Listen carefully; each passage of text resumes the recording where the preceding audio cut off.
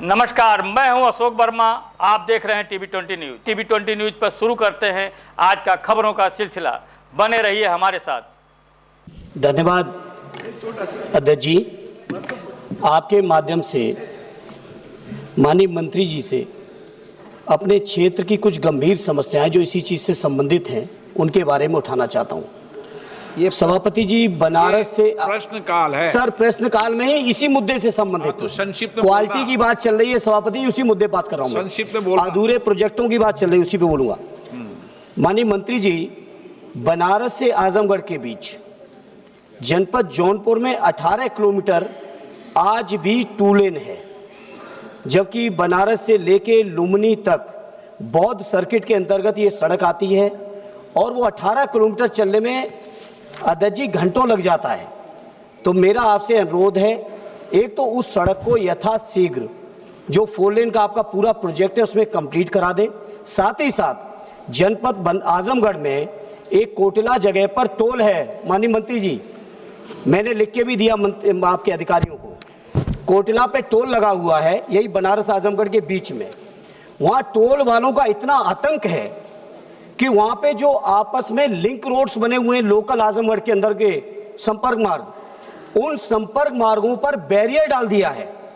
Toll वालों की इतनी आतंक गुंडई चल रही है वहाँ पर NHAI के नाम पर कि कोई संपर्क मार्ग से न गुजर सके। यहाँ तक माननीय अध्यक्ष जी दिक्कतें आ रही हैं कि बच्चों की स्कूल बसें भी उस संपर्क मार्ग से नहीं गुजर पा रही हैं। इस तरह का NHAI का टोल की वसूली, पैसे के वसूली के नाम पर जो आतंक आजमगढ़ में मैंने देखा है, माननीय मंत्री जी कृपा करके आजमगढ़ वालों पर रहम करिए, बच्चों की स्कूलों की बसों को निकलने दीजिए, इतना आतंक न करवाइए। क्योंकि माननीय अध्यक्ष जी, 1 मिनट लास्ट कहूंगा, 1 मिनट अध्यक्ष जी, 1 मिनट सुन लीजिए। सम्माननीय अध्यक्ष महोदय, मैं सम्मान्य सदस्य को विश्वास दिलाता हूं कि अभी हमने नई टोल के लिए टोल नाके ही ख़त्म कर दिए। केवल एंट्री रहेगी और नंबर प्लेट का फोटो लेंगे और फास्ट ट्रैक होगा और डायरेक्ट बैंक अकाउंट से टोल के उतने पैसे ही जहाँ से एंट्री की वहाँ से। वही तो सर, वही आप मेरी बात सुनिए। वैसे मैं आपसे एक अनुरोध करूँगा और सम्मान्य अध्यक्ष जी, आप भी मुझे संरक्षण दीजिए।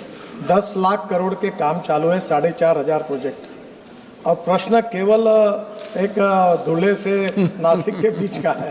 अब मैं सब प्रोजेक्ट के डिटेल की जानकारी तो दे नहीं सकता, पर आप एक काम करिए कि मेरे क्वेश्चन आवर के दिन समाप्त होने के बाद सब अधिकारी यहाँ आते हैं, सब MPs आते हैं, तो आप आज भी आ सकते हो। मैं सामने आपके सामने बात करके आपकी प्रॉब्लम को सॉल्व कर दूंगा। और अब ये टोल से समाप्ति हो जाएगी और इसके बाद ये कोई टोल रोकने वाले लोग नहीं रहेंगे, कोई कुछ नहीं रहेगा।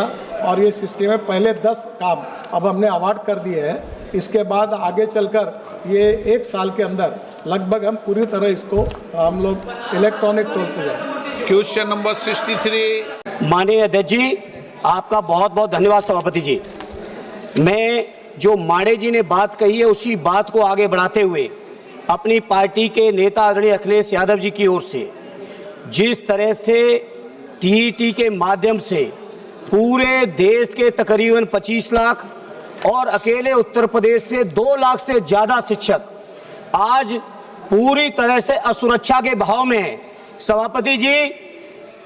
सभापति जी, अनिवार्य शिक्षा अधिनियम 2009 के आने के बाद ये तय हुआ कि TET की परीक्षा के बाद ही कोई शिक्षण कार्य कर पाएगा, लेकिन उससे पहले के लिए प्रावधान रहा कि जो पहले के जो शिक्षक हैं उनको ये परीक्षा पास किए या नहीं किए, या उस समय की जो सेवा शर्तों के अनुरूप जो नियुक्ति मिली है उसी के अनुरूप वो सेवाएं करेंगे।